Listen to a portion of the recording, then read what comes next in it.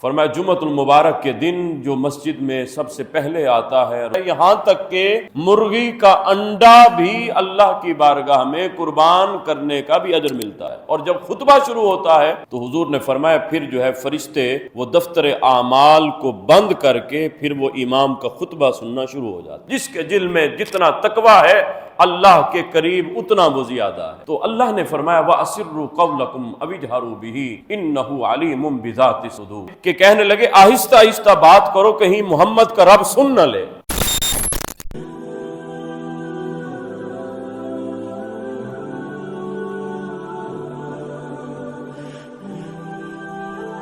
جمعۃ المبارک کے دن اللہ عز و جل کی رحمات، اللہ کی برکات، اللہ کی انوار کی جو چھماچھم برسات اپنے بندوں پر ہو رہی ہوتی ہے، اس کا اندازہ اللہ ہی لگا سکتا ہے، بندوں کو اس چیز کا علم۔ فرمایا جمعۃ المبارک کے دن جو مسجد میں سب سے پہلے آتا ہے، رسول اقدس صلی اللہ علیہ وآلہ وسلم نے فرمایا ایسے ہے جیسے اس نے اونٹ اللہ کی بارگاہ میں ذبح کیا، اونٹ کی قربانی اللہ کی بارگاہ میں پیش۔ اسی طرح رسول رحمت صلی اللہ علیہ وآلہ وسلم نے فرمایا پھر آہستہ آہستہ جیسے لوگوں کا ہجوم آنا شروع ہو جاتا ہے، پھر آہستہ آہستہ اسی اجر میں اسی طرح کمی آنا شروع ہو جاتی ہے۔ ابتداءً جو مسجد میں آ جاتا ہے اللہ کا فضل، اللہ کی رحمت سمجھ کر، تو گویا ایسے ہے جیسے اس نے اونٹ اللہ کی بارگاہ میں ذبح کیا۔ پھر حضور فرماتے ہیں آخر دم تک اللہ یہ اجر عطا کرتا رہتا ہے، یہاں تک کہ مرغی کا انڈا بھی اللہ کی بارگاہ میں قربان کرنے کا بھی اجر ملتا ہے، یعنی مرغی کا انڈا صدقے کرنے جتنے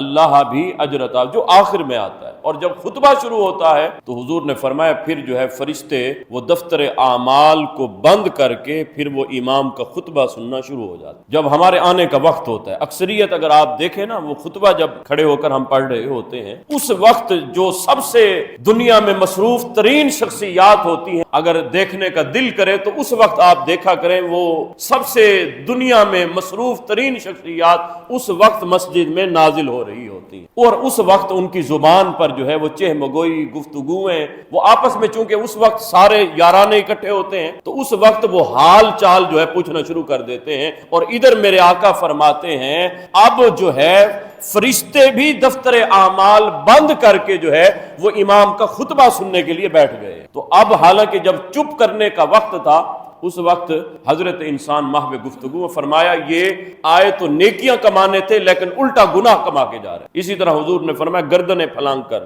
آگے آنے سے حضور نے منع فرمایا جہاں جگہ ملے وہیں بیٹھ جاؤ، اگر آگے آنے کا پہلے ہی دل ہے تو پہلے آ جاؤ صاحب۔ یہ تو نہیں نا کہ میں مسجد کا جی متولی ہوتا ہوں، جی میں مسجد کا منتظمین میں شمار ہوتا ہوں، میں جی 1000 روپیہ مسجد میں چندہ بھی ملاتا ہوں تو لہٰذا میرا تو سٹیٹس ہے، میں آگے بیٹھوں گا۔ صاحب یہ سٹیٹس اللہ کے ہاں نہیں ہے۔ ان اکرمکم عند اللہ اتقاکم، اللہ کے ہاں کرامت اور بزرگی کا جو دار و مدار ہے وہ متولی ہونے پر نہیں ہے، وہ صرف اور صرف جو ہے وہ تقوی کی بنیاد پر۔ جس کے دل میں جتنا تقوی ہے اللہ کے قریب اتنا وہ زیادہ ہے۔ اسلام دراصل عقیدے کا نام ہے، اسلام دراصل روحانیت کا نام ہے، اور یہ ساری چیزیں دل سے متعلق۔ عقیدہ آپ کا واضح جو ہے وہ دل سے، یعنی دل میں جو کچھ آپ نے رکھا ہوا ہے وہ اصل آپ کا عقیدہ ہے، جو آپ بنا سوا کر پیش کر رہے ہیں وہ عقیدہ نہیں ہے۔ عقیدہ کیا ہے؟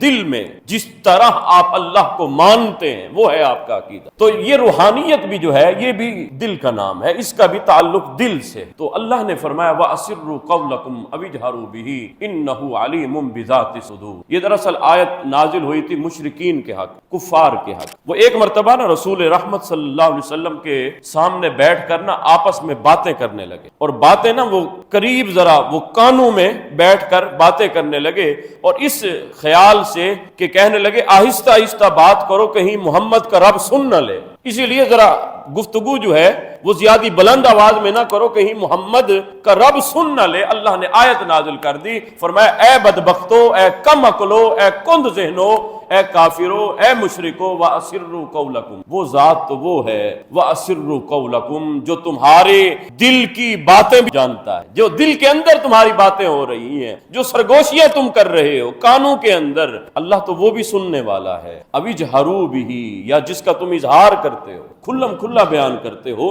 اللہ تو وہ بھی جانتا ہے، انہ علیم بذات الصدور، بلکہ اس سے بھی بڑھ کر وہ تو سینوں کے چھپے ہوئے رازوں کو بھی جانتا ہے۔ اللہ کے بارے میں تمہارا کیا عقیدہ ہے کہ وہ اللہ جو ہے، تم اگر اونچی آواز سے بات کرو گے تو اللہ سنے گا، کم آواز سے کرو گے اللہ نہیں سنے گا؟ فرمایا نہیں، وَأَسِرُّوا قَوْلَكُمْ أَوِ اجْهَرُوا بِهِ، فرمایا کہ وہ اگر تم اونچی آواز سے بات کرو یا تم جو ہے وہ آپس میں ایک دوسرے کے گوش قریب کر کے جو ہے کانوں میں سرگوشیاں کرو، فرمایا اللہ وہ بھی سننے والا ہے، کیونکہ وہ تو دلوں کے چھپے ہوئے راز بھی جانتا ہے۔